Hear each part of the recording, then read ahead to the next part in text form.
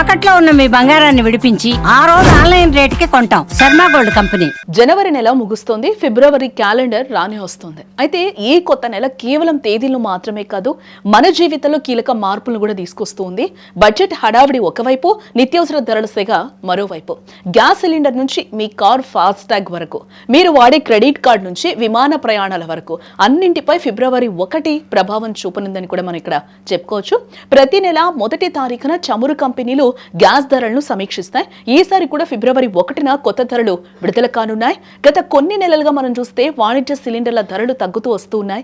జనవరిలో ఢిల్లీలో 19 కిలోల సిలిండర్ ధర 1804 రూపాయలకి చేరింది. అయితే సామాన్యులు పడే 14 కిలోల గృహ వినియోగ సిలిండర్ ధరలపై ఈసారి మార్పు ఉంటుందని మార్కెట్ వర్గాలు కూడా భావిస్తున్నాయి. ధరలు తగ్గితే ఊరట, పెరిగితే మాత్రం సామాన్యుడి వంటింట్లో మంట తప్పదని చెప్పుకోవచ్చు. గ్యాస్ ధరలతో పాటు ఎయిర్ టర్బైన్ ఇంధనం ధరలను కూడా కంపెనీలు సవరిస్తాయి. ఒకవేళ ఏటీఎఫ్ ధరలు పెరిగితే విమాన టికెట్ల ధరలు ఆకాశాన్ని తాకుతాయి. దీనికి తోడు మన రోజువారీ రవాణాకు వాడే సిఎన్జి, పిఎన్జి ధరల్లో కూడా హెచ్చుతగ్గులు ఉండొచ్చని కూడా సమాచారం. మీరు ప్రయాణాలు ప్లాన్ చేసుకుంటున్నట్లయితే ఈ ధరల మార్పును గమనించడం అయితే అస్సలు మర్చిపోద్దని కూడా చెప్తూ ఉన్నారు. అలాగే బ్యాంకింగ్ రంగంలో కూడా ఫిబ్రవరి 1 నుండి కీలక మార్పులు రాబోతూ ఉన్నాయి. ముఖ్యంగా మనం చూస్తే ఐసిఐసిఐ బ్యాంకు కస్టమర్లకు ఇది చేదు వార్త. ఇప్పటి వరకు ఇన్స్టెంట్ ప్లాటినం చిప్ మరియు ప్లాటినం క్రెడిట్ కార్డు వాడుతున్న వారికి బుక్ మై షోలో ఫ్రీ టికెట్లు లేదా కాంప్లిమెంటరీ ఆఫర్లు ఉండేవి.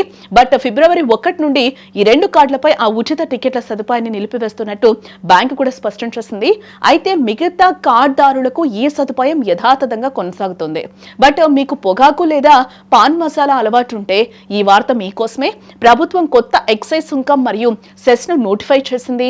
జిఎస్టీ పరిహార సెస్ స్థానంలో ఆరోగ్య జాతీయ భద్రతా సెస్ విధిస్తోంది. దీనివల్ల సిగరెట్స్, పాన్ మసాలా, ఇతర పొగాకు ఉత్పత్తుల ధరలు భారీగా పెరిగే అవకాశం ఉంది. ఇది పరోక్షంగా మీ జేబుపై భారాన్ని పెంచుతుందని కూడా చెప్పుకోవచ్చు.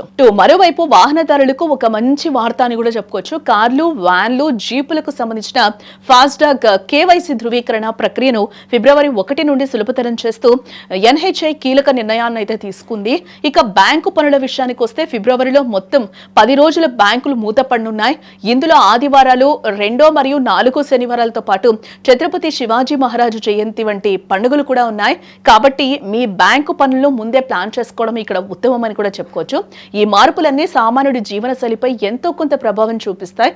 బడ్జెట్ ప్రవేశపెట్టే సమయంలో ధరల స్థిరీకరణ ఎలా ఉంటుందో కూడా మనం చూడాలి.